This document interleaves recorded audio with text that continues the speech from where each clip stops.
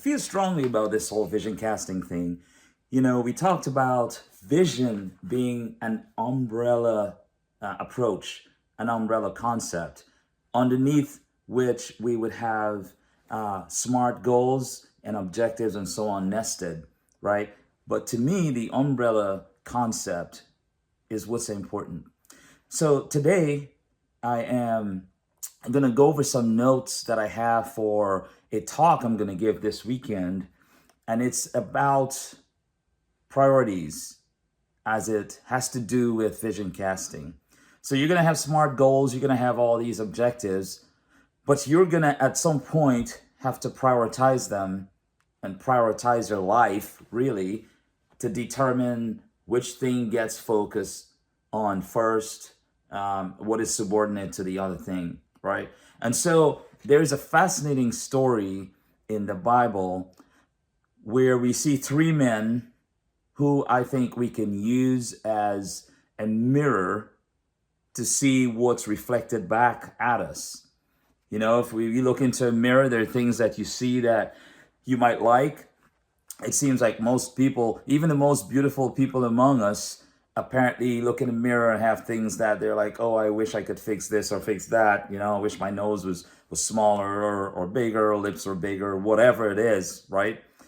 So we're going to use these men as mirrors to see what's reflected back at us, to see some of the things that we might embrace and be proud of that we're already doing versus some of those things that we may want to change.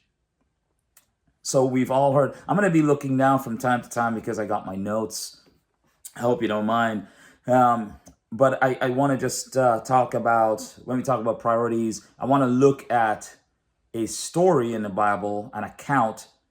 I prefer to say biblical account because a story almost makes you think that the thing was made up, right? And some of these accounts are actually events that took place, as you know. That's what I believe. That's what I know. And so that's what I want to do. So the account where we have David and we have this very beautiful woman, Bathsheba. You know of this account. I want to look at this, and I want to look at the three different men involved, and I want to look at these men as types of attributes that we should use as criteria for determining our priorities and for also determining what we want to reject as it's reflected back against us or back to us, and what we want to embrace, right? So David, Uriah, and Nathan. Those are the three men we want to look at. So these three men were thrown together by a series of events that commonly we look at David as the catalyst for these events, and rightly so, because he is the one most culpable, most at fault for the series of events that took place. But we also have Uriah that we want to look at, and then Nathan. And it's interesting that Uriah, whenever you look at, you try to research who Uriah was, the language that's conveyed is that Uriah was a minor character in this account. Okay, so we'll look at that a little bit. And so we see that this behavior by one man, David the catalyst, was a sinful one, and it led to death. Sounds dramatic, but it did. And sin always leads to death, right? The wages of sin is death. So we see David in this collision of motives. We see three things at play, three dominant forces. One is the abuse of power by David, as you might guess. And we see one where I would say commitment is a good thing, but it seems as if commitment was used in a way that threw caution to the wind. It's like, I am going to be committed at all costs. And we're going to examine that a little bit as well. And then we also see um, Uriah, not Uriah, but Nathan as someone also playing a part in this in this collision, right? Okay, so let us look at the mirror. Some backstory, and this is really interesting to me anyway. I'm not a seminary graduate or anything like that, but I find it interesting to research some of the things and discover things that I didn't know before. Like, for example, I backed up a little bit and I was like, okay, what's really going on in this account? So it's against the backdrop of the Israelite army and their practices, whereby there are wars that are obligatory, wars that God, Yahweh, would say these are the things that you will do, deploy your forces to do X, Y, or Z. And then there are wars that are voluntary. So looking at this from a military standpoint, we see that there are two categories, and I'm going to try to say these words. So we have the Milkamet Mitzvah, which is the obligatory war, and then we have the Milkamet Rishut, which is a voluntary war. So the voluntary wars were wars that were waged based on at least 71% of the leadership in Israel would deem that, yeah, okay, it's kind of like war powers, right? Like our US Congress now to declare war. So it's kind of like that for the voluntary wars. Now, let's look at priorities. This is the backdrop for looking at setting priorities. David was the king. Some of the language in the Bible, like in Samuel, 2 Samuel, I believe it is, some of the language, and I'm paraphrasing, is that during the time when it was customary for kings to go to war, David stayed behind.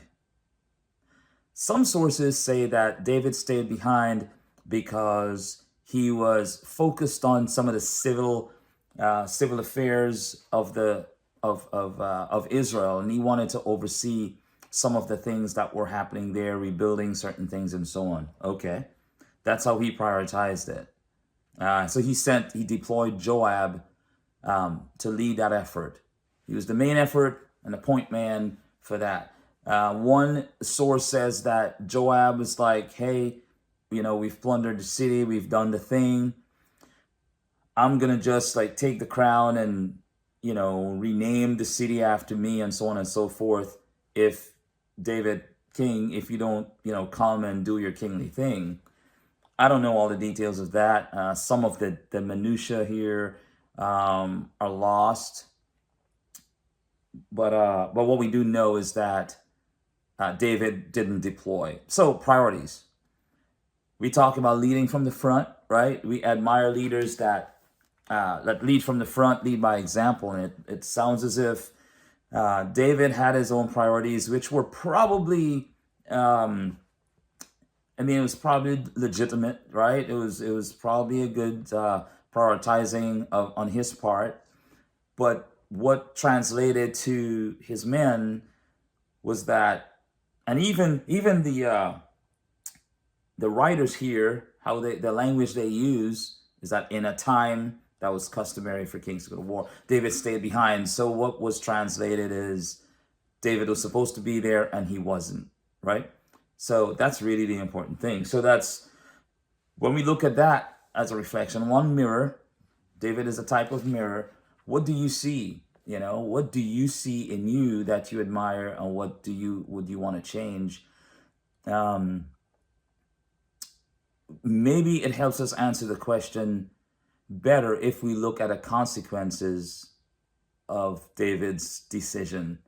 Meaning, we know that David was on his roof, which was most likely the tallest place, the tallest line of sight, and he saw Bathsheba, who was bathing, purifying herself after her monthly cycle, and he decided to shoot a shot, right?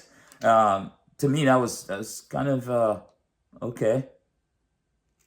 Maybe so far it's like, hey, I see something I like and I'm going to shoot my shot. But we also, when we look at the development of the story, we see that uh, David, even after he discovers that Bathsheba is married to Uriah, he sleeps with her, he impregnates her, and then he decides, okay, I'm going to bring Uriah home from the war, from the front lines, so that maybe he would go in onto his wife, and then no one would know that it was David's child. They would think that it was a child conceived in the lawful marriage between Bathsheba and Uriah. And of course, we know that that didn't happen quite the way David wanted it to happen. But that child that was conceived later on was killed, right? So I fast forwarded really far just to draw the line between David's decision and it leading to death. So David prioritized being with this woman.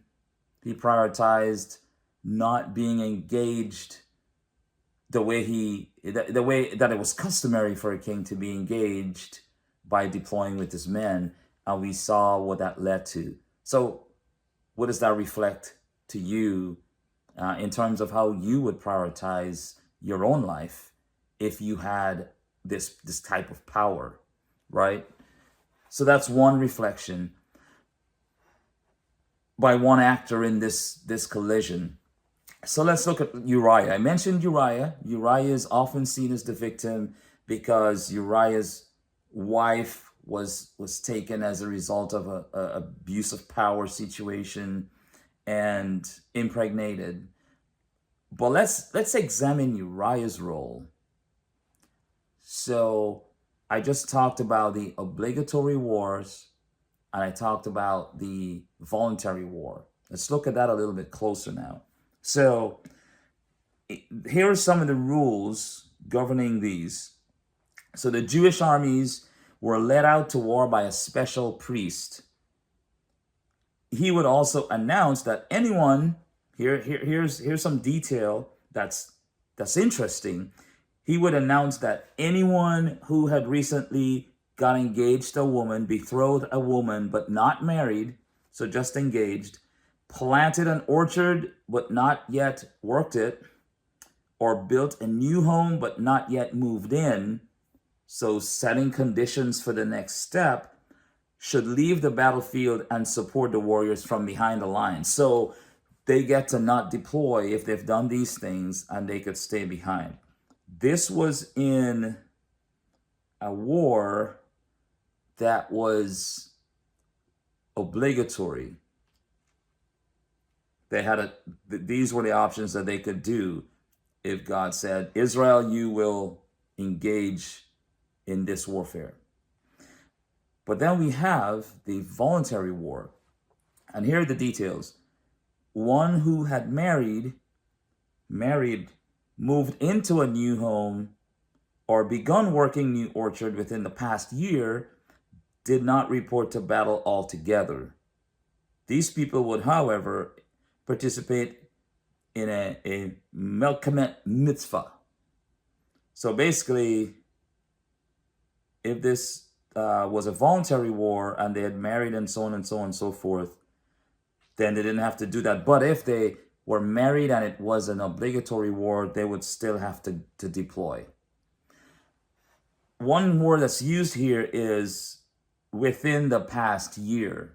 What I don't know and what is not made clear from my studies so far is that we don't know if Uriah was married to Bathsheba within the last year. We don't know that. And if, there's scholars watching this, I'm sure they're going to comment below and, school me on that, which is fine. But I have not researched to that extent. What I have researched and what seems clear to me and what is relevant in a context of what we're talking about right now is that the war against the Ammonites in the city of Rabbah, because that's what this conflict was about, was offensive. It did not seem to be an obligatory war. All defensive wars were obligatory, no matter what. Some offensive wars were obligatory, but not all of them. So, okay, so I'm painting the picture here now is that was Uriah such a skilled warrior, motivated, committed warrior, that even though he had the opportunity in a voluntary war to stay behind, if he had just married Bathsheba, or I don't know if he planted an orchard, but it seems to me that there were opportunities for Uriah to perhaps stay behind, and he didn't. He prioritized deploying. Good motives, right? Just like David, good motives for staying behind. Uriah had good motives for deploying. But what do we see about our own selves in this, in terms of what we prioritize? It's tough, it's complex, but it's worth reflecting upon. But Uriah was given the opportunity later on to redeploy. Granted, it was to set him up in a way so that perhaps it would cover up David's infidelity with Bathsheba. But Uriah refused. Some sources say that Uriah was in the wrong for refusing the king's order. You know, the king said, hey, you come, you stay behind, and you go on into your wife. And he said, no. Good motives. His reasons were sound.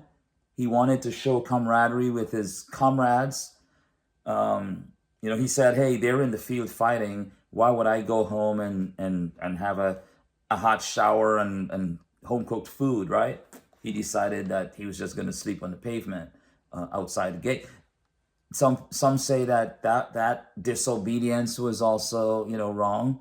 I am focused on priorities and motives, right? So we have that, but then we have Nathan, who was the one who came to David and said, hey, here's a story that I like to tell you. And he tells him a story about basically abuse of power. And David's reaction to that story, just like a parable, just a made up thing, hypothetical. But Nathan was referring to David. He tells him this story, and David loses it on behalf of the person who was wronged, on behalf of Uriah's type. And he wanted that person to be brought to him so he could mete out justice on behalf of the person taken advantage of. And Nathan is like, hey, that person is you. And David is like, oh, snap, right? So when we look at these three people, and what do we see of ourselves in them? Nathan, very desirable traits. He had the boldness and the tact to approach David, knowing that he had done something wrong. Let's look and see, do we see that in ourselves? I am not the most tactful person. I feel like I am, because I tend to say the thing that they call a spade a spade. But I've been trying over the years to get better at how I say things. So that's something to develop in ourselves. What do you see, right? In David, priorities, what do you prioritize? And then Uriah, what do you prioritize? Even when our motives are sound, even when our motives are good, sometimes we are presented with like a wicked, could be ambiguous using the term wicked. I'm harkening back to military concepts. But a wicked problem is a problem that's so complex and so layered that there's really not just a one cookie cutter answer to it. You know, it calls for some analysis, and some deep thinking. So I know it's easy to Monday morning quarterback these men, but what I'm trying to get us to do, including myself, is to really examine our how we set priorities and how do those priorities align with our vision for our lives and what we want our families to look like, what do we want our marriage to look like, what do we want our business outcomes and ministry outcomes to look like, right? So anyway, that's kind of my thoughts today on this, and I'm gonna flesh this out some more in my talk this weekend for Father's Day. So thanks for listening, thanks for watching.